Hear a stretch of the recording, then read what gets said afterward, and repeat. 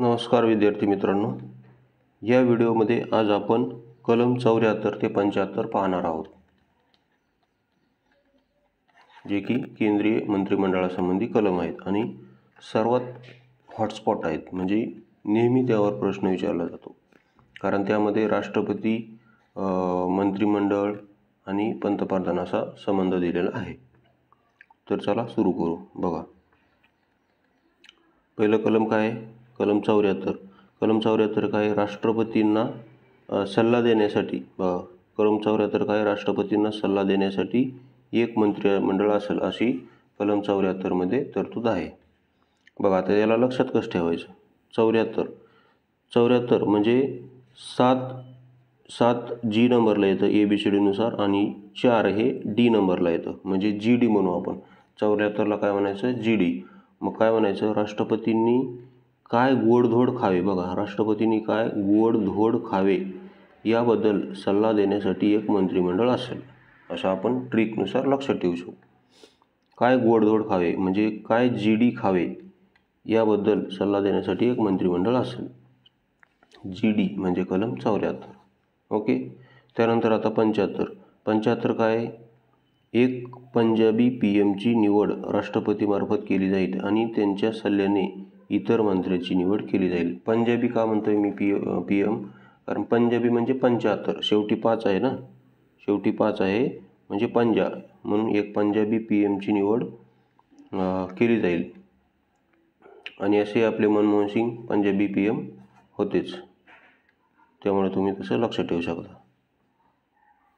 त्यानंतर सर्वात महत्त्वाचं, आता 75 कलम सर्वात महत्त्वाचं आहे, कारण या कलमामध्ये भरपूर सब कलम दिलेले आहेत. बघा, मग 75(1)(a) मध्ये दिलेलं आहे की मंत्रिमंडळाची संख्या लोकसभेच्या मॅक्झिमम 15% जास्त असणार नाही, PM ला धरून. म्हणजे PM आणि इतर कॅबिनेट मंत्री, राज्यमंत्री असे सर्व मंत्र्यांचे मिळून लोकसभेत किती खासदार असतात? 500, जेवढे काय असतील समजा 550, 552, 545 जेवढे काही खासदार असतील त्यापैकी 15% म्हणजे जवळपास ते 75, 77, 78 पर्यंत तो आकडा जातो. 78 मॅक्झिमम आकडे 78, आणि पर्सेंटेजमध्ये म्हणलं तर किती? 75%, आणि आकड्यात म्हणलं तर मॅक्झिमम ते 78 मंत्र्यांपर्यंत तो आकडा जातो. त्यापेक्षा जास्त 78 पेक्षा जास्त एक्यालाही घेतलं जाणार नाही. बघा, एकेही खासदाराला मंत्रिपद दिले जाणार नाही 15% पेक्षा जास्त. आणि कमी मिनिमम किती असावं हे सांगितलेलं नाही, फक्त मॅक्झिमम 15% पेक्षा जास्त नसेल. त्यापेक्षा म्हणजे 15% पेक्षा जास्त एकेही खासदाराला मंत्री बनवलं जाणार नाही. एकेही असं का म्हणतोय? कारण ही तरतूद 91व्या घटनादुरुस्ती 2003 केलेली आहे. 91व्या घटनादुरुस्तीने कलम 75 मध्ये 1A हे कलम जोडलेले आहे. आणि 1A कसं लक्षात ठेवायचं? A फॉर आवाका, मंत्रिमंडळाचा आवाका हा 15% पेक्षा जास्त नसेल असं तुम्ही लक्षात ठेवू शकता. A फॉर आवाका म्हणा, कारण मंत्रिमंडळाचा आवाका त्यापेक्षा जास्त नसेल. त्यानंतर 1B फॉर बर्डबंदी म्हणू आपण. बर्डबंदी म्हणजेच काय? बर्ड म्हणजेच काय? पक्षी. बर्ड म्हणजे पक्षी. बघा, बर्डबंदी म्हणजेच पक्षांतर बंदीच्या कारणामुळे एखादा सदस्य जर खासदार म्हणूनच अपात्र ठरत असेल तर तो मंत्री म्हणून सुद्धा अपात्र ठरतो. बघा, पक्षांतर बंदी केल्यामुळे जर त्याला खासदार पद गेलं तर तो मंत्री म्हणून राहण्यासही अपात्र ठरतो. ही पण तरतूद 91 घटनादुरुस्तीने केलेली आहे. 1A आणि 1B ह्या दोन्ही तरतुदी कितीने? 91 घटनादुरुस्तीने केलेल्या आहेत. त्यानंतर 75(2) आहे की एक किंवा दोन मंत्री किंवा काही मंत्री हे राष्ट्रपतीला जबाबदार असतील. 2 म्हणजे 1 किंवा 2 म्हणून, 2 म्हणजे 2 मंत्री राष्ट्रपतीला जबाबदार असतील. त्यानंतर 75(3) आहे की लोकसभा ही म्हणजे मंत्रिमंडळ हे लोकसभेला जबाबदार असेल. बघा, लक्षात कसं ठेवायचं? सध्या 3 पक्षाचं सरकार आहे. 3 म्हणजे 3 पक्षाचं सरकार आहे, ते लोकसभेला जबाबदार असेल. बघा, 3 पक्षी म्हणजे BJP, परत चंद्राबाबू नायडू आणि नितीश कुमार, या 3 पक्षांचं सरकार आहे.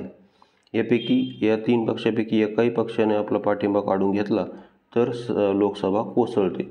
म्हणून सध्या लोकसभा कोणाला म्हणजे सरकार कोणाला जबाबदार आहे? लोकसभेला जबाबदार आहे 3 पक्षाचे, असं तुम्ही लक्षात ठेवू शकता.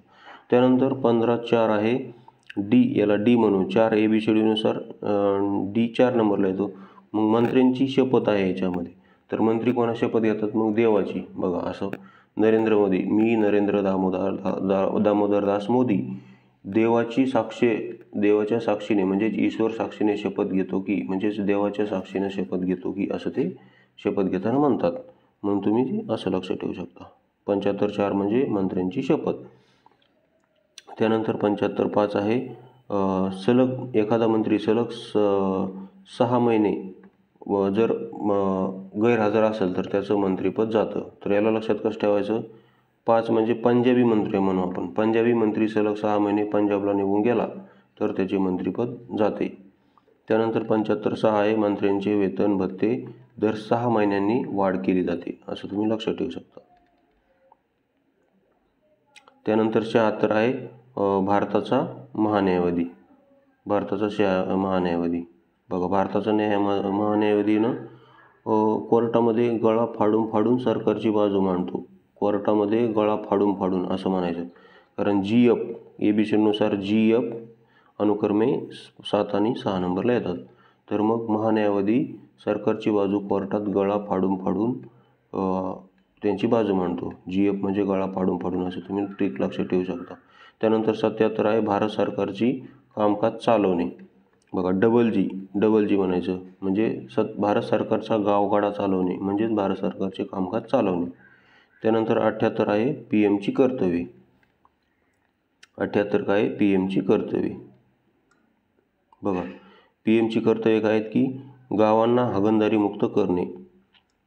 हे बघा असं याला ABCDनुसार हे G आणि हे 8 S नंबरला येते. तर PM ची कर्तव्ये गावांना हागणदारी मुक्त करण्यासाठी तरतुदी करणे हे PM चे काय आहे? आद्य कर्तव्य आहे. तर ह्या होत्या 74 ते 78 पर्यंत कलम आणि ते कसे लक्षात ठेवायचे याची जबरदस्त ट्रिक. जर व्हिडिओ आवडला असेल तर आपल्या चॅनलला सबस्क्राईब करा.